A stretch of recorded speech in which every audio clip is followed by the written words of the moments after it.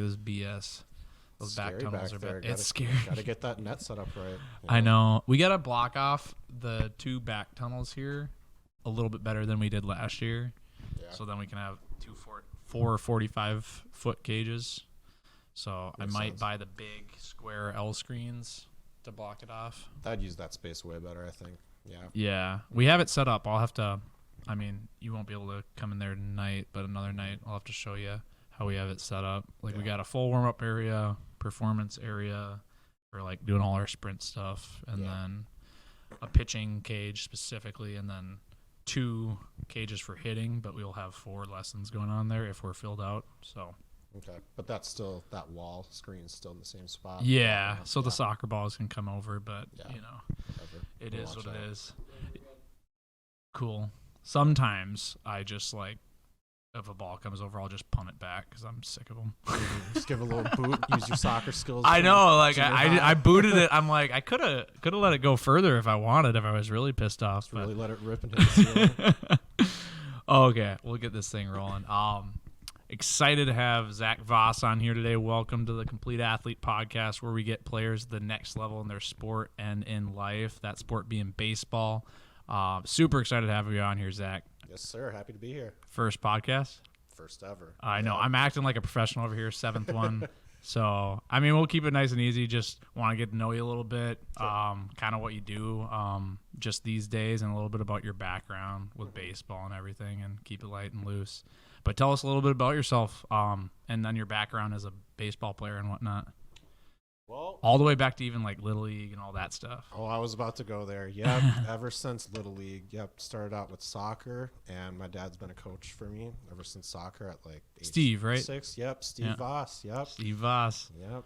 Coached me for baseball. He started when I was like 6 years old. And then, what were you going to say? A little closer. Oh, sure. Yeah, there you go. There we go. Yep, I can hear it. Yeah. Yep, first podcast. Yeah.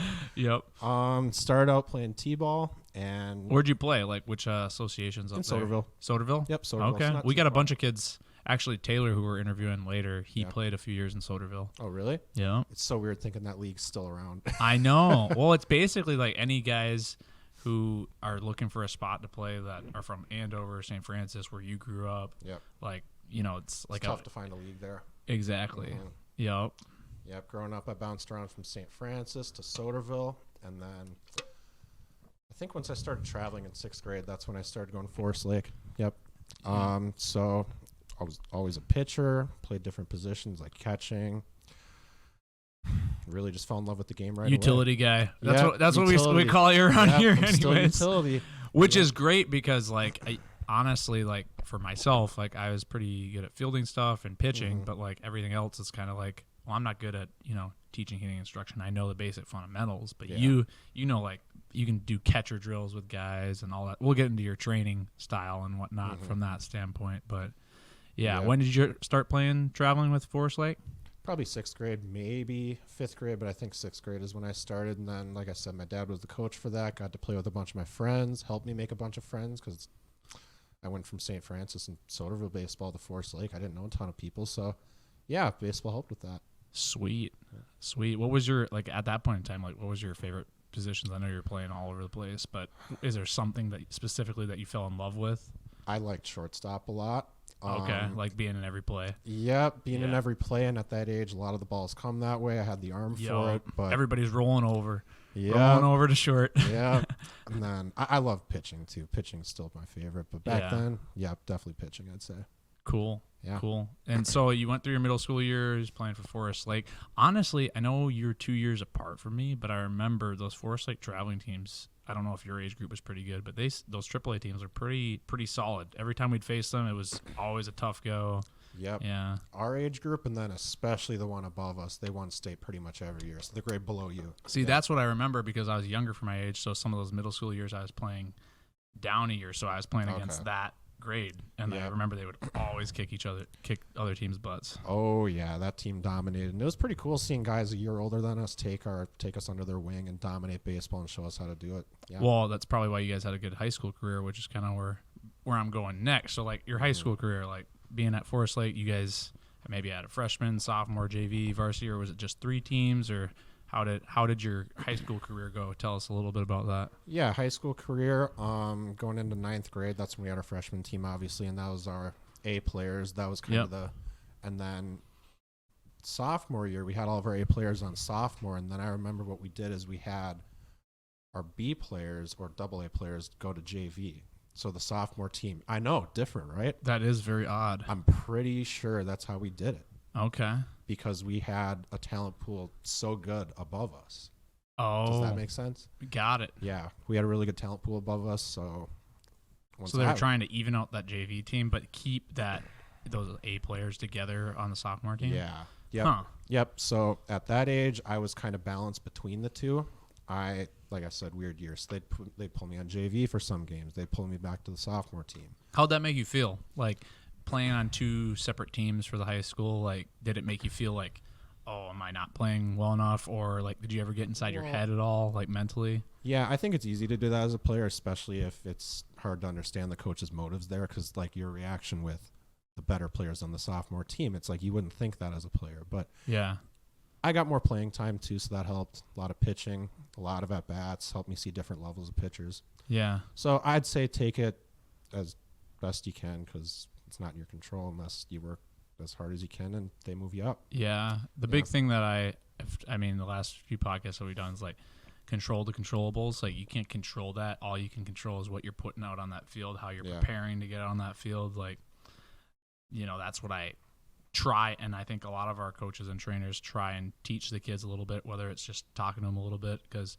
I think most players these days and just in general, like you got to keep a level head. You can't get too high, can't get too low, and you got to, roll with the punches every single day and not get in your own head, because then that'll affect yourself up at the plate, pitching, whatever it is, even on the base paths, making base path running errors because you're in your head.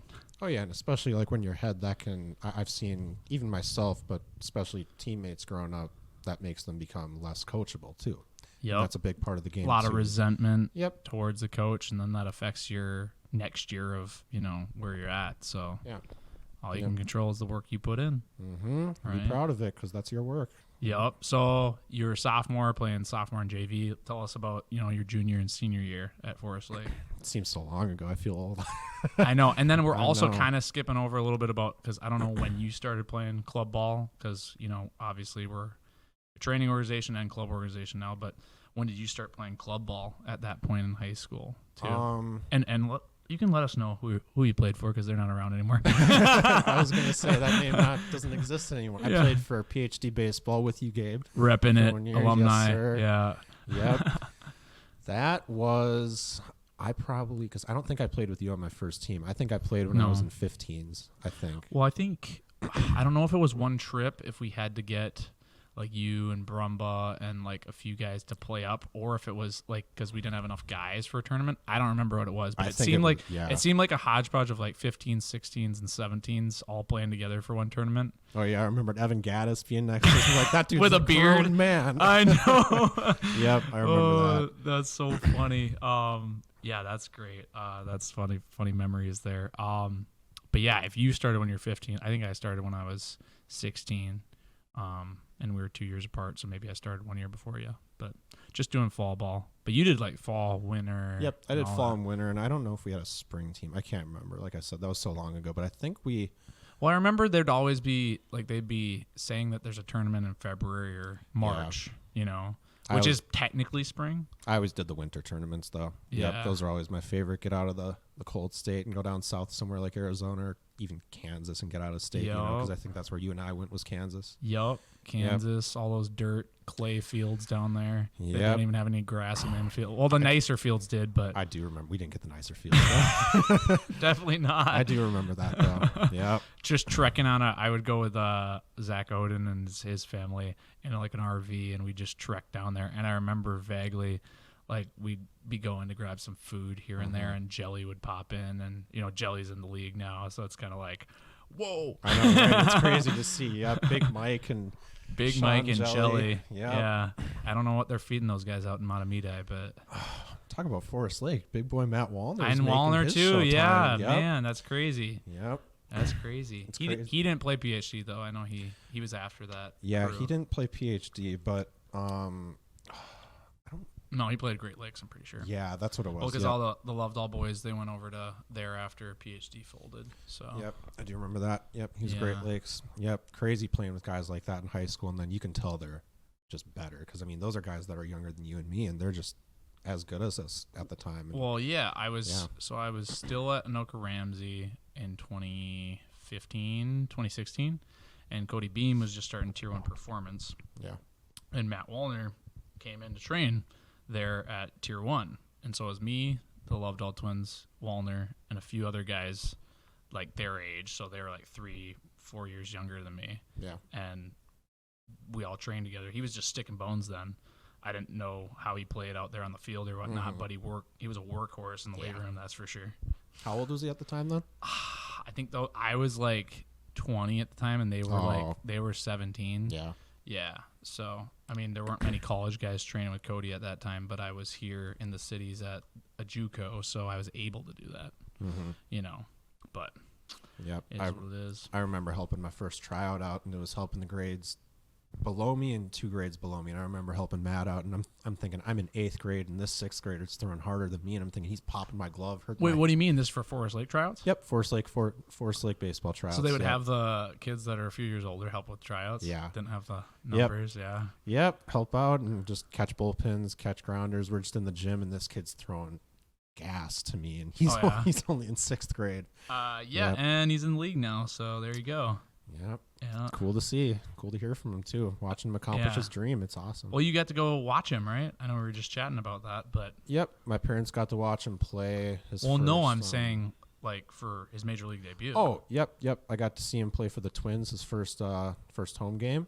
That was probably like 2 months ago, something like that. yeah, Yep. right at the end of the year whole there. stadium knows who it was. We got to see him, and then we got to see what's that South St. Paul pitcher's name? Verley or something. 'Cause Varlin, Louis Varlin. Yep, he got to Yep. pitch too. Yep. So Yep. 2 hometown heroes in one game. Pretty baseball's cool to see stuff like that. I Yep. know. I don't know if it happens in other like MLB organizations as much, like hometown stuff. Hometown heroes like Joe Mauer. Like Joe, yeah, exactly. I Yeah. feel like it's like I don't know if it's a Midwest like folklore type thing or it's just like happens here. Well, it's like the odds 'Cause just it's the aren't in nostalgia. your favor. It's like, yeah, it's got to be the nostalgia because there's players from all over the world for baseball. Yeah, you got the Dominican, Puerto Yep. Rico, like the whole southern hemisphere, which is basically all middle infielders. Yep. So it's, you're kind of counting your blessings when that does happen. So hopefully we'll see Louis Varlin back on the starting rotation next year and Wallner as well. Hold my breath. Yeah, know? it's cool. Cool to see. Yeah.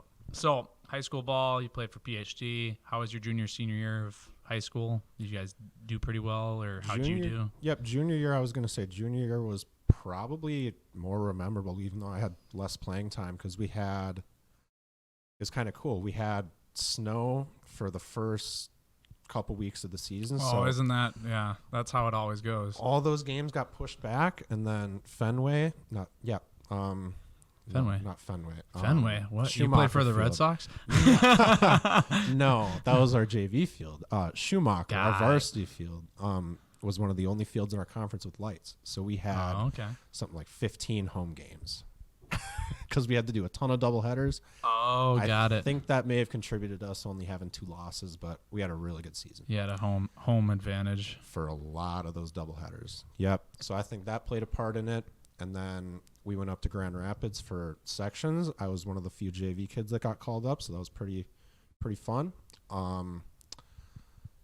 We won out in the tournament, but we played Grand Rapids, the hosting team, twice, and we went on a walk-off to go to state. And that's still one of the coolest experiences I've ever had. And I didn't even get to play in the game that much. Those walk-offs, even if you're like not involved in the game, like my college team, we played the #1 team in NAI that year. I think we were like 25th or something, but Yeah. we played them and we had to beat them twice in the conference tournament to basically, it was like win or go home. You're not going to make the national tournament. And it was like a 13 inning, like Just a shootout. Not even a shootout, Yeah. probably. It was probably 0-0 or something. I was like, I forget the score, but I know we ended up just getting a walk-off single up the middle and Yeah. everybody's just hog piling each other Yep. on the mound. And That's how it was. yep.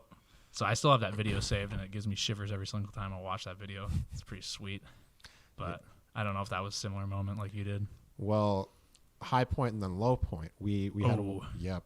Okay. We had to walk off. Bring it back down to earth. Yeah, bring it back. Humble us a little bit. Yeah. We had the walk off to beat Grand Rapids, and if we'd lost, we would have had to play them twice. But we beat them, and then so we go to state. We play Mounds View, and they beat us on a walk off. Oh man. Pretty much Mounds same View. hit. Yep. Oh, those Mustangs, man. Those were our rivals. Yep. And they've always had a good baseball program, so I think they went back-to-back titles with that year, and then maybe the next year. I can't remember, but they won that year. Yep. okay. And it sucked because we lost 1-0 on a walk-off through our center fielder's legs. Oh man. What do you mean? Like, so it was rolling to him and it went through his legs? Yep.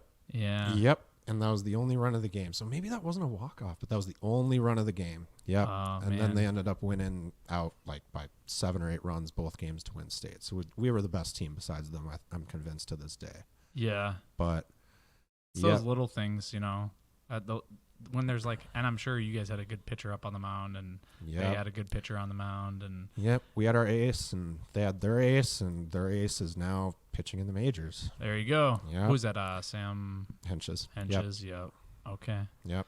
So that basically that was your senior year. That was my junior year. Junior. Yep. Senior year, we I think we were a little closer to 500 our senior year because, like I said, we had a good talent pool, the grade above us, and then senior year I think we got humbled. Teams were out for blood against us, and we just lost games we should have won, and just tougher. But game of inches. Game of inches. Yep. Crazy how sports is like that. But it is. Yep. And then we lost to, I think, St. Francis in sections, and that was my last high school game. Okay. And then what did you decide to do after that? Just as far as school wise, and I know you didn't play college ball, but I know you still play amateur ball and whatnot. Tell us a little bit. And you played for Eagle Lake, right? And down in Mankato. Down in Mankato, Eagle Lake. yeah. Yep. I just remember that you briefly telling me that. But yep, that got me back into baseball. When I graduated, I still lived in the cities, so I played 1 year of the Bandits in East Bethel, and then I moved down to Mankato for, I think it was 4 or 5 years. I didn't even touch a baseball. Yeah. So I had a lot of time off, and then I just decided to join this amateur team in the area. I'm like, shoot, Mankato doesn't have a team. What's the next town? I don't even know what Eagle Lake is, but we're gonna try some baseball. So, yep, did that, and then a year or two later, started playing with Mason on the Bandits, and then Mason introduced me to you. what happened in that 4 or 5 years that made you want to come back to baseball? Made me want to come back. I can't even remember because it's so weird that I even left this game for that long because I was playing soccer and basketball instead. Just I found other sports, but then making me want to come back, I think, was probably my dad because he knew I was going to be moving back soon. He knew I was probably going to want to play again. He wishes I still played, and I was still a kid playing baseball. He was probably still coaching and stuff. So yeah, he probably got me back in. Yeah, spent a lot of time, molding you, getting you playing baseball, and then you're like, not playing anymore. Well, and then he finds out I'm playing for Eagle Lake, and he's like, shoot, can't you live somewhere closer so I can come watch you? Not 2 hours away, because they'd still come down and watch a couple games. Really? A couple. That's a trek. Yep. So for Eagle Lake, which teams would you play? We'd kind of play everywhere. There was... Like, was it ever a close drive? Probably not, to go play another town ball team near Mankato. No, because we were a Class C team, obviously being way out there, so we'd play other Class C teams. Like, the best team we'd play is Waterville. They're a really good team, actually. They've got really good records every year. We'd play Blue Earth. We'd play, like, Minnesota Lake and stuff like that. Just small-town teams like St. Peter, I think, had a team, too. Okay. Yep, but the talent level just was probably the same as here, but just we'd see way better hitting than pitching out there. We'd have some guys crushing the ball. Just farm boys just crushing it, or what? Farm men. Farm men, not boys at that point. 30-year-olds crushing the ball on us. Yep, farm men. Yep. Farmers. That's funny. They get done baling the hay, and then they're like, all right, I'm going to go hit some bombs. Yep. Yeah. Sweet. Yep. So you got back into playing. Awesome. For the love of the game. That's great. Tell us a little bit about like why you decided to become a professional trainer with Complete Athletes. We can get into the story about like how you know, actually, you can tell us a little bit about that, like how you even got acquainted with us. Yeah, here. sure. Yeah.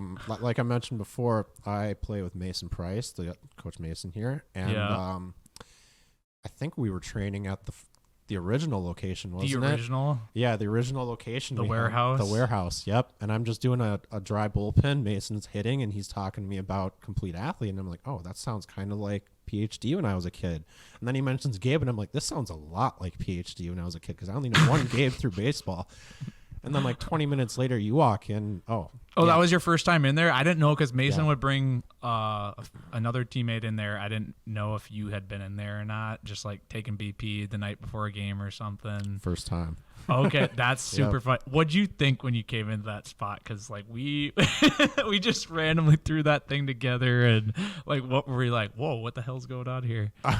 I think you said it perfectly on some of the posts last year when you talk about the place. Humble beginnings. You got to start somewhere. I know. Yep. That humble little beginnings. 25 foot cage. You could park probably 3 cars in there. We did park two at the end of the night. That's funny. The deal with Jeremy Flatten was got to park the Yeah. cars back in here. So, and we got to drive that sweet Oh yeah, the old muscle car. yeah, the whatever it old was. muscle car. What was it? 72 I forget, 72 Seville or something. I forget. I'm not a huge car guy, but I was like, whenever I'd turn that thing on and just boom, I'm like, okay, all right, Take I this get to thing do this at around the the end of the night. Super fun. But yeah, you came in there, and then I'm like looking at your face. I'm like, who? I know who you're. I'm like, did I say? I'm like Zach Voss. I don't know how the heck I would remember I that. definitely know your face. Yep. Know your face, and yeah, and we're like, you played for PhD, I played for PhD. I'm like, what the heck? How are you in here, man? And he's Both like, of our gears are starting to turn. Like, okay, that makes sense. And then after that, I'm like, okay, yeah. I kind of know this guy. This seems kind of like the real deal. So I'm just gonna shake his hand and make it official. Let's do it. Oh, seriously. And then Yep. we had to come out for a fall practice, just see how things were going. I mean, that was our first club team that we were putting together. 15U team or something like 15U. that. Yep. We had those 2 teams of like 10 players, barely getting by, just enough Yep. to have teams. Now it's definitely growing a lot more since then. But what do you do for a day job, if you mind me asking? And then I was going to ask you kind of what your goals are with CA going forward. I know you haven't been training lately, but you coached our fall team. We should get into that a little bit. Yeah, we'll talk about that. but Yeah, yeah. I know you had fun with that group. Oh yeah, I can't wait to get back to that. That was the first team I coached. I know, it was a lot of fun, huh? Yeah, but day job, I work at, so there's White Bear Lake High School. I work at a school attached to it that's basically a special ed high school. Okay. Yep, and I'm a classroom assistant, and then I'm finishing school to become a psychologist there. Cool. Yeah. Where you going to school at? Metropolitan State, that's in St. Paul. But online classes are very helpful with that kind of stuff, having There you 2 go. jobs and stuff. Yeah. Yep.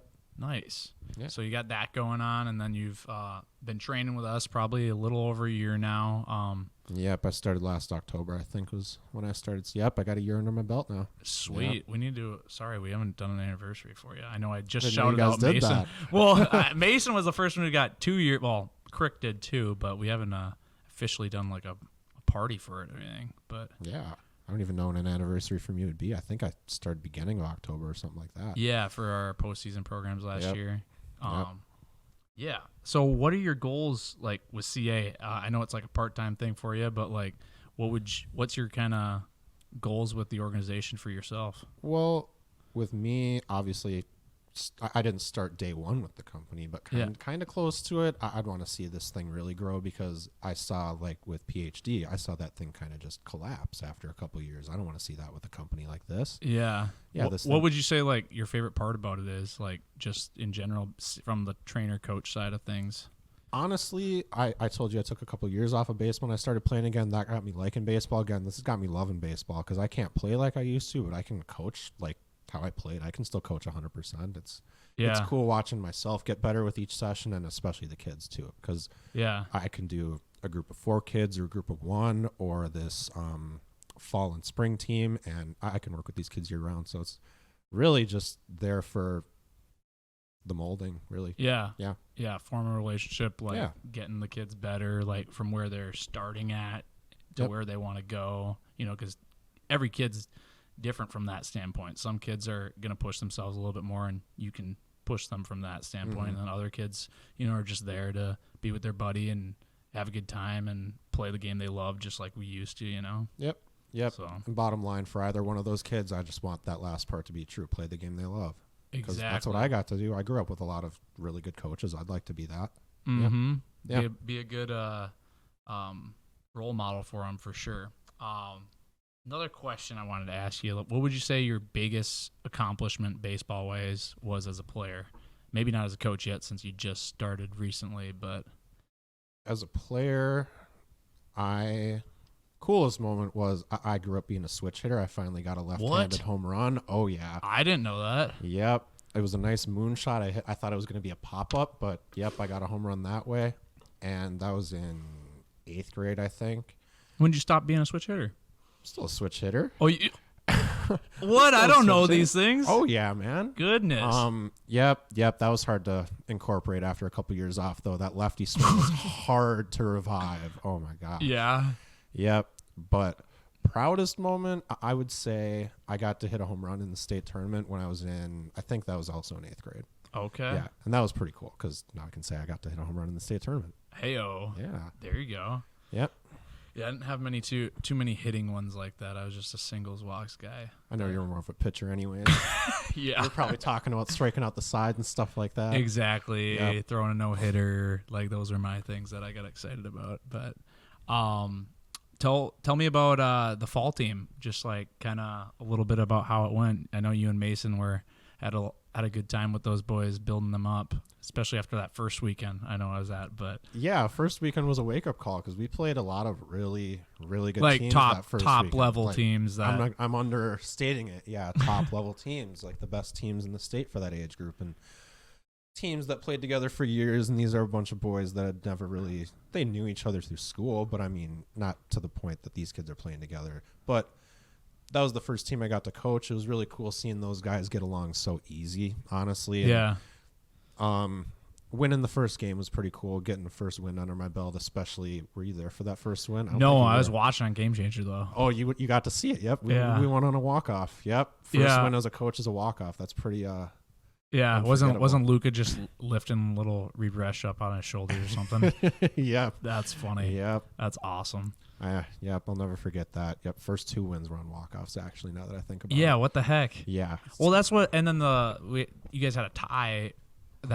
Was it that same week, like on that Friday night? I think. Yeah, I think Yeah. it would have been the game before that. Yeah. Yep. So it was a tie, walk off win. Yep. Just slowly building after that first rough weekend. Yeah, and obviously living in the moment, it's felt really good for me. But seeing all those guys run out on the field, like I didn't tell them to do that. They just went and did it. It's awesome to see that kind of Yeah, stuff. they don't really think about that stuff then, which is good. It's like Yeah. just react to how you want to Yeah. do it in that moment. Tell us a little bit about like your daily routine. Obviously, you got a day job and stuff, but what's a typical day for you?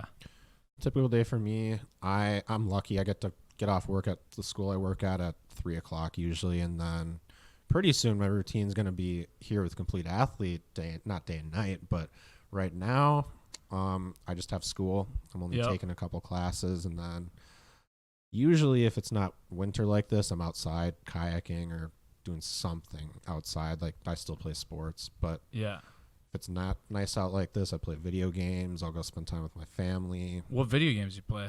I'm sure the kids listening want to know sure what they video do. games you're playing. And we're not going to give his gamer tag, but No. They don't want to play with me. Kick all their butts.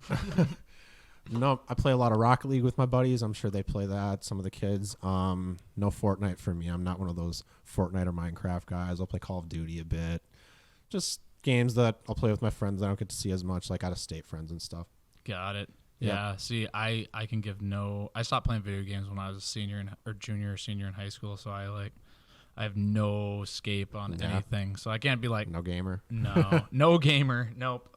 But I know a lot of you guys do play video games, which is cool. What would you say? Are you an introvert or an extrovert? I'd say I'm a bit of both. I was way more of an introvert when I was a kid, like way too shy. I couldn't even dream of doing a podcast like this as a kid. I'd be like, don't look at me. Yeah. I'd say on days I can be an introvert, but I wouldn't even say it like that. I just like days to myself. But Yeah. Well, you seem like, I mean, especially with, you told me like you like going kayaking and doing outdoor stuff. Like, I feel like, you know, you get enjoyment about that, just spending time by yourself, kind of staying in the moment. Like, yeah, I grew up kind of out in the middle of nowhere as a kid, so it was just less socialization compared to my friends, I feel like, because just not as much kids in the neighborhood, you know. yeah. I had sports to myself until I was like 5 years old, you know, because I had a big yard. I had soccer balls and a T-ball, like a T and baseball bat and stuff like that. Created your own Sandlot game against imaginary opponents. Oh, yeah. I'd be like, if you hit it over the power line, it's a home run or something. Yeah. There you go. No, that's the way to do it. It was just me and one other friend growing up who was your age, and we would just play make believe games like in the cul-de-sac, and it was just us two. You know? And those were like the best times. Like my first memory, I remember like 5 years old, playing sandlot ball for hours during the day, pissing a neighbor off because we hit it in their yard, and then doing a bonfire that night. Like, oh yeah, those 100%. Are the best. We still need to do that bonfire at your place, man. We never got to. You're rescheduled to your place. I'm like, well, I'd better let the boss take this one. Well, I don't know. I want to go to your place because you got your own place to yourself. Yeah. You know? Well, I have a roommate, but he'd be down to host. Oh yeah. Yeah.